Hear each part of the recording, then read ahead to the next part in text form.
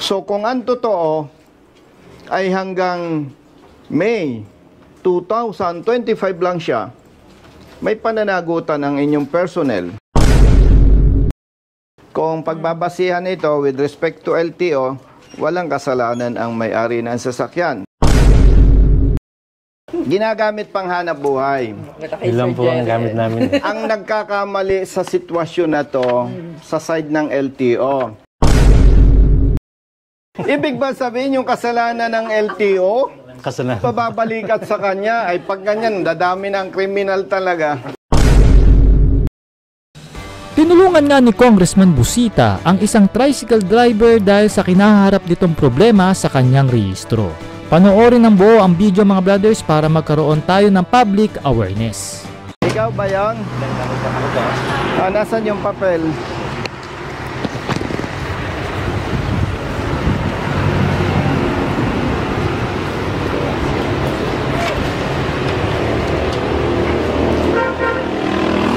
Yung ticket. Kung mo ito po, gawa na. Hindi mo... LTO, lipa pa po yung registro. Hindi mo pwedeng tubusin. Kasi sa LTO, hindi katulad sa palengke. Pag sobrang bayad, pwede mong bawiin. Ito yung plaka, no?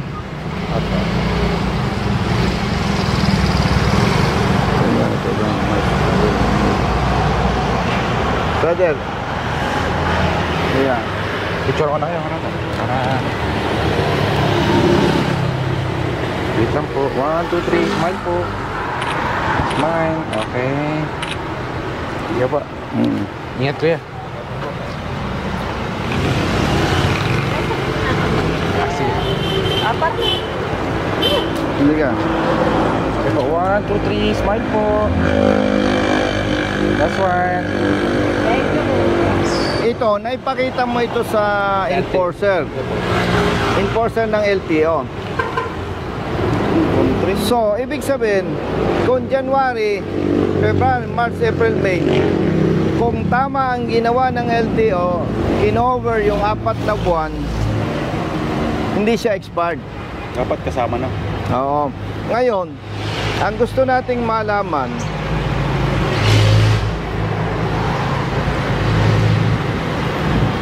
kung ikinonsider nga ng LTO. Baka na-picture mo kaya. Ayan. Boss. 1, 2, 3. Smile po. Last one. Okay. Thank you po.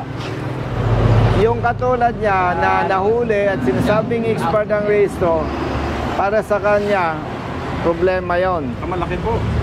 Hindi ka na nakakabahan, okay? Hapon na yung may mas kami sa LTO. Sige. Salamat po na marami. Wala kayong problema. Okay?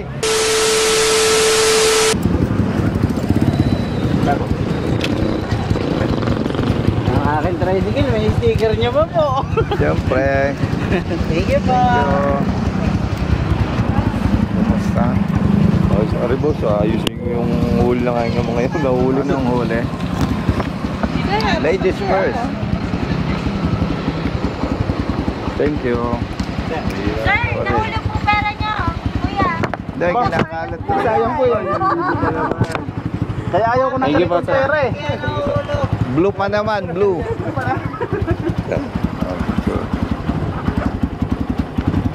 Thank you. Halika kayo, halika kayo.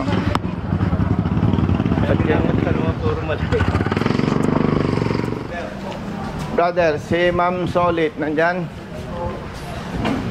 Sir, picture mo na sir.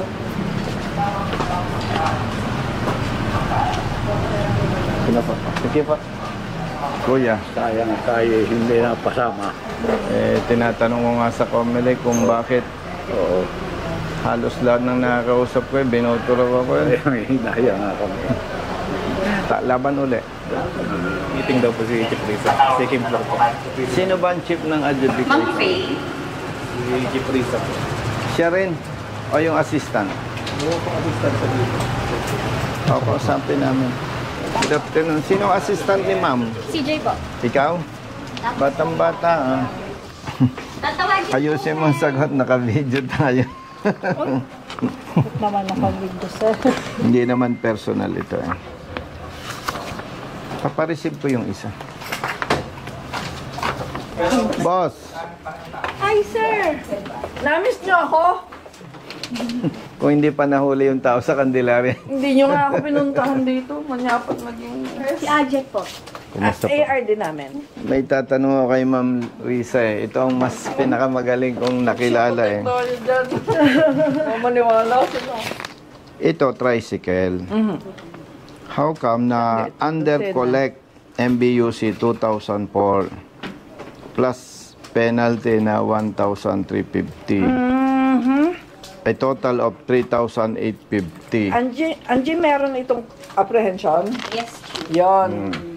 Pag may huli po, ang collection of MBUC will be every year plus penalty every year. So, nung nagrehistro siya, hindi yun na-collect. Kaya kinolektahan siya ng additional MBUC dahil under-collected yung registration process niya. Okay. Nahuli siya, ma'am, January 16, 2025. Ano itong kanyang renewal na to? Ang renewal niya ay January 14. Penalty. So, registered siya noong January 14. Apo. Tama? Tapos, how come na nahuli siya ng June 3. June 3, 2025? Nagrehistro siya. Ng January dahil delinquent na siya. Okay. So, ang na-cover lang po noon is until May of 2024. 24. So, ibig sabihin, kung nagrehistro siya ng January 2025 at siningil siya ng MBUC na current, Ang ibig current sabihin, niya po is 2024. Kasi wala tayong advance renewal ng more ayan, than 2 pinag-penalty years. siya. Apo. We cannot collect registration fee for the current year na lalampas ng 2 years advance. So, pag ikaw nag-interpret yan, registered siya until when? Ano po?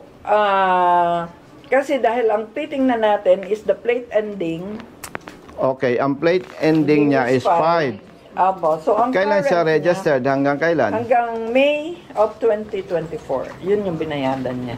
Saka po. So, kung ang totoo ay hanggang May 2025 lang siya, may pananagutan ang inyong personnel. Kasi dito nagbase Walang ang may-ari ng sasakyan. Nakalagay dyan, next renewal, January to March 2026. Kung pagbabasihan ito with respect to LTO, walang kasalanan ang may-ari ng sasakyan. Anyway, ito naman po ay, sabi nga natin, all apprehensions are not considered final. Yung apprehended driver or the operator can file a protest. Usapang public service. Ito ang ikinasasama ng loob namin sa side ng motorista. Kasi, kung titingnan po natin, ma'am, nandito na yung ebidensya Nire-respeto ko yung inyong proseso. Yes. Pero kung titingnan natin yung public service, public interest, kung ako nasa posisyon nyo, i-resolve ko agad to Bakit, ma'am? Andyan na yung ebidensya Ibig po bang sabihin from here, magpapail ng contest, uuwi ng Candelaria, Quezon, babalik for the hearing? Actually, sir, ang apprehension case ay submitted sa LTO Candelaria. Ma'am, ito, experience kasi namin. Pag bumaba ka sa district, ang ituturo, regional office. Ibang issue ito. Anyway, we will follow your procedure. Sasubmit kami ng contest, but we are hoping na hindi siya mag-a-appear sa inyong opisina para dumalo sa hearing. Usually, sir, we no longer require yung mga driver at saka operator na nag-file ng protest. Ito, the documents will speak for itself. Okay. Lumalabas sa inyong system, expired siya. Tama po. Hindi siya pwede pang mag-rehistro ngayon. Kasi lalabas, hindi nyo pwedeng i-renew kasi may huli kayo. Apo. So, ang mangyayari, ma'am, hihintayin ng may-ari na ma-resolve yung issue. Apo. Pag na-resolve ang issue, that's the time pwede na sila mag-renew. mag-process ng registration. Okay. So, ang Thank advice you, ma'am. namin is, wag muna niyong gagamitin ang Ano po unit. sasakyan? At baka, Huwag naman. ay, baka Ay, na sir. mahuli. Hindi. Oh, ma'am. Ginagamit pang hanap buhay. Ilan po ang gamit namin. Ang nagkakamali sa sitwasyon na to sa side ng LTO. Tapos sasabihin natin, huwag mong gagamitin. At may problema pa. Hindi ako agree, ma'am, doon kasi masasakal yung hanap buhay niya na hindi naman niya kasalanan. Ang masasabi ko, brother, pasensya, ma'am, gamitin mo hanggat gusto mo. At pag nahuli ka at sinabing expired, another issue na naman, sasakit na naman ang ulo ni ma'am. Ayan po, ma'am, aking lisensya. Nga pala. Kita nyo naman ang document, no? Hindi, again, wag mo nang problemahin yun. Hintayin natin sila na ma-resolve yung problema. Magmaneho ka hanggat gusto mo kahit lampas na sa 3 days. 3 days. Lampas na, ma'am. Violation tayo doon, sir. Ay, hindi nga niya kasalanan eh. Ibig ba sabihin yung kasalanan ng LTO? Kasalanan. Pababalikat sa kanya, ay pag ganyan, dadami ng kriminal talaga. May violation na kasi lampas ng 3 days. Pero hindi ko pwede siyang utusan na magmulta kasi nga mali. O, tamo, nadagdagang problema mo. Pag nahuli pa yan ng LTO, mag-announce ka, LTO Region 4, nationwide. Huwag niyong huhulihin si Mr. Juan de la Cruz. Lalaki ang ating problema. Masosyokos na ako ng central office. Oh, wala na kayong alalahanin. Pwede po ako mag-drive. Sa harap ni ma'am, sa harap ni ma'am, lalabagin ko yung regulation, yung policy. Dahil gamit panganap buhay, magmaneho kayo hanggat gusto nyo. Pag nahuli ka, driving without license, nahuli ka, Ano ba sasabihin ko? unregistered, hindi na tayo dito pupunta sa ombudsman na. Kakasuhan natin yung tao ni ma'am na nagmali yung trabaho. Ma'am, with all due respect, hindi naman pwedeng masacrifice sila dahil sa mali ng ating kasama. So hopefully, wag kang mahuli dahil base sa documents, wala kang kasalanan. Okay? Ma'am. Oh, ayan na. Salamat.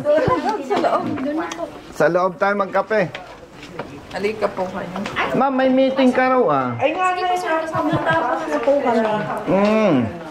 Kape tayo. Pero ako hindi magkakapi. Malakas ang nervous sa lalo pa. Kami na lang, taga Hindi rin po sir Quezon. ako naroon. Hindi rin po ako Sila eh, mga nagkakapi. Upo muna kayo. Ma'am, galing pa to ng Quezon. Oo nga po, Candelaria po. tinanong po namin. Layo pa po. Ma'am Lisa. Meron kami ay Naku, yan ang paborita ko. Baka hindi galing sa Riyaya yan. Ay, di pa po yata. Hindi pa.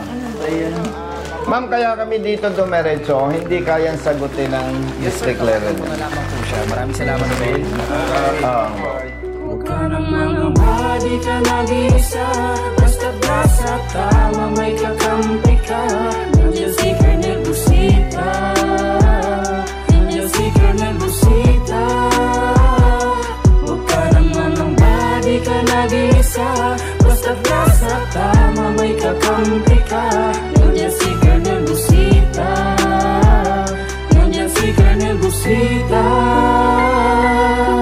Bilat sa init, minsa'y basa din ng ulan. Pawis na gumuguhit sa mismo ring katawan. Kadalasang sumisingit, pagod nararamdaman. Ngunit diretso sa pagpihit, kumalaman ng tiyan. Bawat daan ng masikip, pinipilit malusutan. Marating lang ang lugar na dapat kong puntahan. Maihatid ng pagkain, serbisyong nakalaan.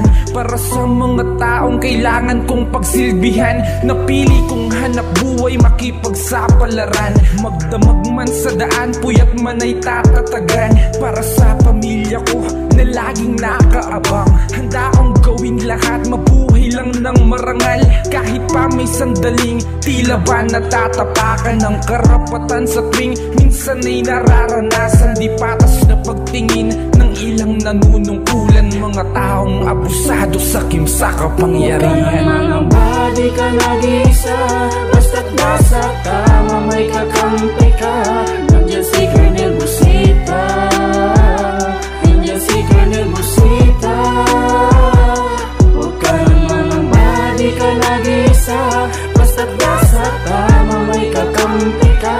Nandiyan si Colonel Busita, nandiyan si Colonel Busita.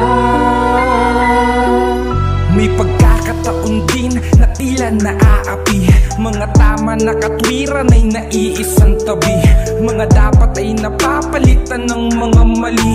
Dulot ay kalituhan kaya't laging nauuwi sa pagpataw ng multa na may akamang halaga. Kakarampot lang ang kita, aagawin pa nila perang dapat sa pagkain ng pamilya at iba pa sanang gastusin sa tahanan. Minsa'y walang wala pa ngayon. Alam ko na kung sinong dapat takbuhan, sinong dapat kong tawagan na pwede kong sandalan. Isang tao na kayang ipagtanggol ang sinuman, basta nasa tama ka, handa ka niya na kampihan. Ipaglalaban ng karapatan bilang isang malayang mamamayan sa bansang tinutungtungan. Ito'y munting panawagan sa kinauukulan, pakinggan mga hinaing, wag pong bingi-bingihan. Huwag ka nang mangamba,